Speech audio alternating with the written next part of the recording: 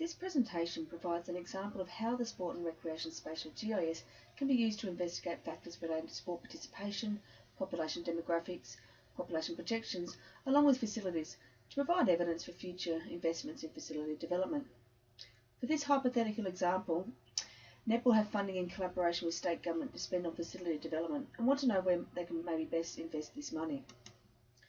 There are several factors that need to be taken into account. Firstly, we may be interested in understanding where there is a high participation rate and low number of facilities, so that we can ensure we can maintain current numbers and increase participation through facility development. In these areas of high participation, if there are not good quality facilities and or perhaps more facilities developed, then participation may not be able to be increased. For this, we can have a look at yearly participation numbers for all participants. We're going to select LGA as our region.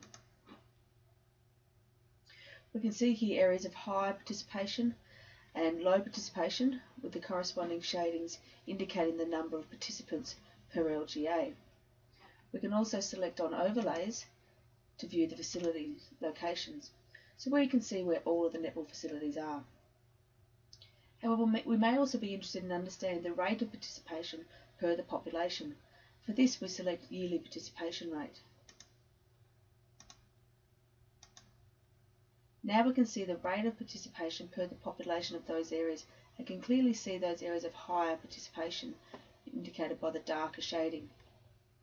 Here we can see this LGA here has 1, 2, 3, 4, 5, 6, 7, 8 facilities. For this LGA here that still has high participation only has 3.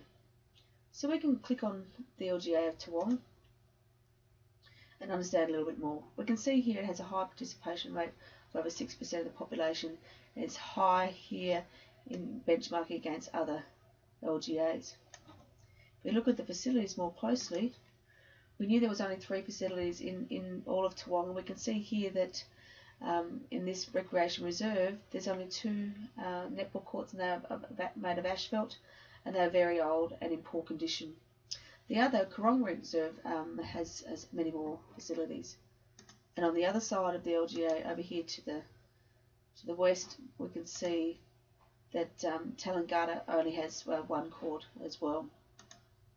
We can also see from the map that there's very few facilities down the south of the LGA, as well as the neighbouring East Gippsland LGA as well.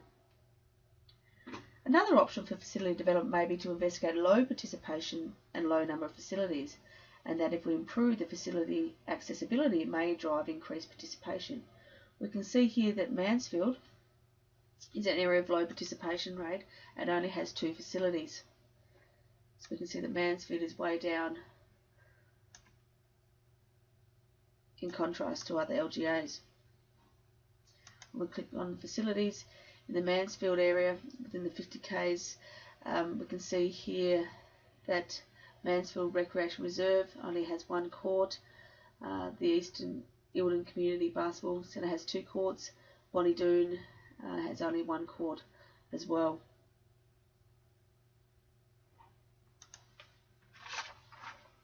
Another factor to consider is population projected changes. That is, we can look to cater for growing population in certain areas through facility development.